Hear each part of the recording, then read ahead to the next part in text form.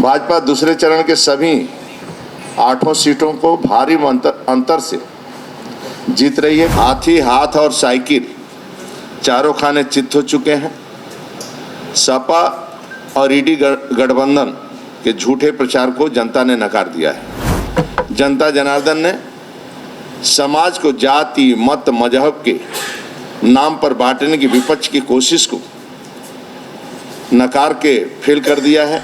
जनता जनार्दन ने इनको बिल्कुल नकार दिया है। जब जब इनकी सरकार आती है तो राज्य के अंदर गुंडागर्दी, भ्रष्टाचार पनपता है। 2014-19 की तरह फिर से पश्चिमी यूपी और ब्रज क्षेत्र में कमल खिलेगा और हम 80 की 80 सीटों पर उत्तर प्रदेश में जीतेंगे और देश में सरकार बनाएंगे। सरकारी धन को लूटते हैं, गौकसी करवाते हैं, खुला छूट दे देते हैं, हर जगह मार्केट में मतलब हर खुला छूट देते हैं। उनका आतंक ही रहता है। सपा शासन आने पर आतंक शुरू हो जाएगा। आप सभी मित्रों को नमस्कार। जो प्रथम चरण का चुनाव था, जिस प्रकार रुझान थी, ये द्वितीय चरण में और जबरदस्त रुझान को पुष्ट कर दिया सरकार जनता जनार्दन ने। आदरणीय मोदी जी के नेतृत्व में जिस प्रकार का अपार समर्थन जनता जनार्दन का प्राप्त हो रहा है, वास्तव में मैं जनता जनार्दन को हृदय से आभार व्यक्त करता हूं। भाजपा दूसरे चरण के सभी 8 सीटों को भारी अंतर से जीत रही है, क्योंकि गरीब, युवा, अन्नदाता, नारी शक्ति का समर्थन भाजपा के पक्ष में है। भ्रष्टाचार आतताई गठबंधन को इस चरण में भी जनता ने नकार दिया और उसके खिलाफ मतदान किया है। हाथी, हाथ और साइकिल चारों खाने चित हो चुके हैं।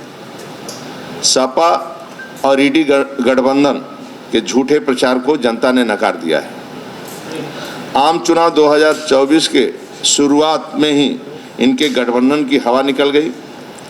जनता इनके झूठे वादों और घोषणाओं को जान चुकी है। इनके नेताओं को संदिग्ध नियत और नीति का पर्दाफाश हो चुका है।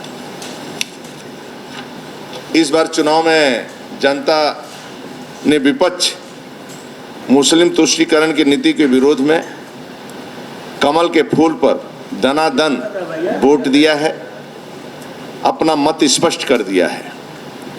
जनता जनार्दन ने समाज को जाति, मत, मजहब के नाम पर बांटने की विपक्ष की कोशिश को नकार के फेल कर दिया है।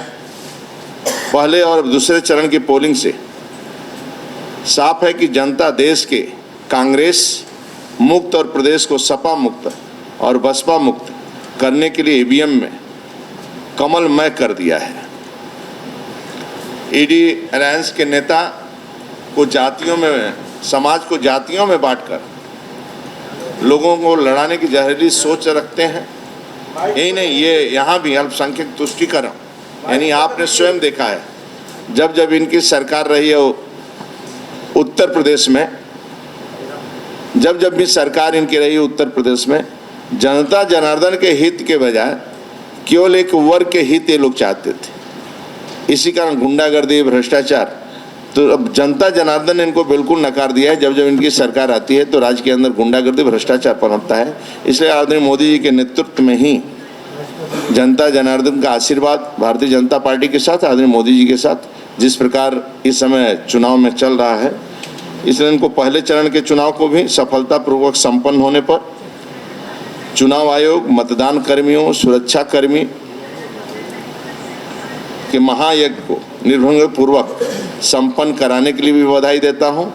और उत्तर प्रदेश में 80 की 80 सीटें भाजपा के पक्ष में, क्योंकि गांव, गरीब, किसान, जिस प्रकार गरीब कल्याण योजनाएं हैं, जनता जनार्दन ने का आशीर्वाद पूर्ण बहुमत के साथ आदरणीय मोदी जी के साथ है।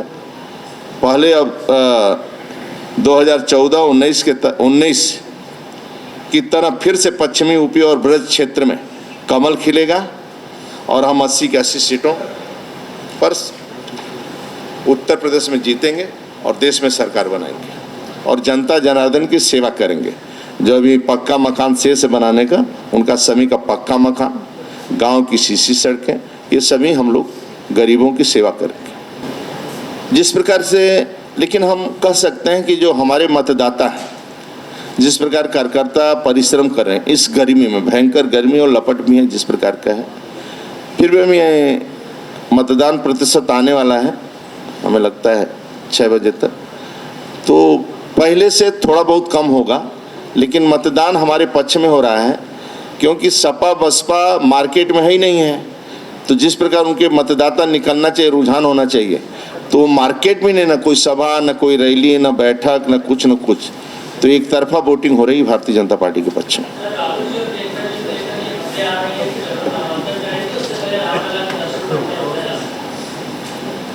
देखिए, सपा बसपा का शासन आपने कांग्रेस का देखा है, आजादी से लेकर अभी तक। उन लोगों का बयान में देखे हैं, सब देखे हैं। राम सेतु को नकारा, राम को नकारा, राम के अस्तित्व को नकारा। 17 के पहले लोग टीका लगाकर ऑफिस में जाने में डरते थे। आप देखते थे कावड़ यात्रा पर प्रतिबंध लगता था, राम बारात पर प्रतिबंध लगते थे। 17 के बाद वहीं कावड़ यात्रा पर फूलों की वर्षा होने लगी सरकारी हेलीकॉप्टर से। दिव्य भव्य कुंभ उनका जमाना आप देखे थे, आपने भारतीय जनता पार्टी का देखा। वहीं स्वच्छता कर्मियों का पैर धोने का किसी ने क्या किया, तो आदरणीय मोदी जी ने किया।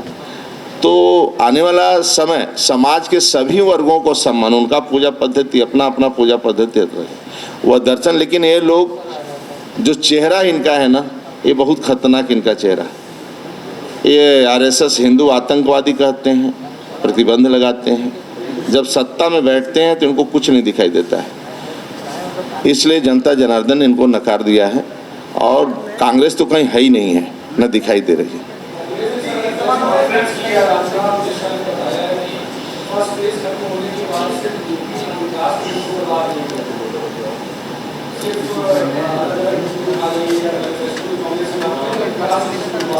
क्या भारतीय जनता पार्टी के देश के गौरव अटल बिहारी वाजपेयी से लेकर या राज्य के अंदर हम विकास के नाम पर चुनाव लड़ते हैं।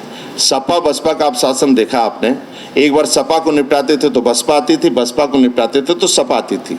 मैं 2017-22 का चुनाव विकास के नाम पर लड़े हैं, 14-19 अब 24 का भी चुनाव विकास के, गांव गरीब कल्याण की योजना।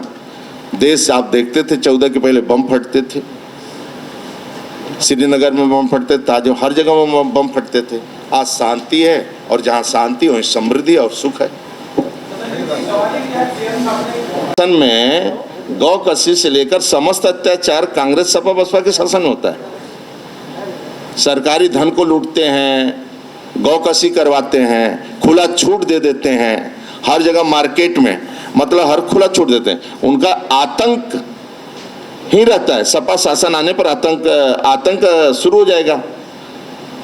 न गाय बचतेंगी, 5 बजे के बाद बेटियां घर से बाहर नहीं निकलती हैं, तो उनके शासन में आतंक ही है।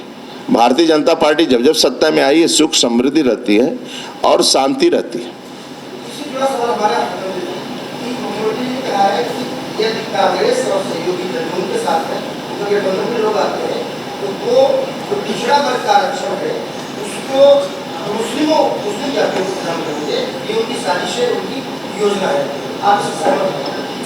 देखिए, सपा कभी भी कांग्रेस पक्ष में नहीं थी आरक्षण देने को। आरक्षण के पक्ष में राजीव गांधी कभी रहे ही नहीं। तो देश के गौरव अटल बिहारी वाजपेयी और भारतीय जनता पार्टी ही आरक्षण के पक्ष में। और जो ये प्रचार दुष्प्रचार करते हैं, पूज्य बाबा भीमराव अम्बेडकर दिया हुआ संविधान किसी हालत में कोई समाप्ति नहीं कर सकता है। इसलिए भारतीय जनता पार्टी बाबा के साथ है। पूज्य बाबा भीमराव अम्बेडकर को पंचतीर्थ घोषित करने का भी काम भारतीय जनता पार्टी की सरकार ने किया। आप सबका बहुत धन्यवाद, हृदय से सुन। देश विदेश की ताज़ा खबर पाने के लिए हमारे चैनल NTV निष्पक्ष को सब्सक्राइब करें व बेल आइकन दबाना ना भूलें।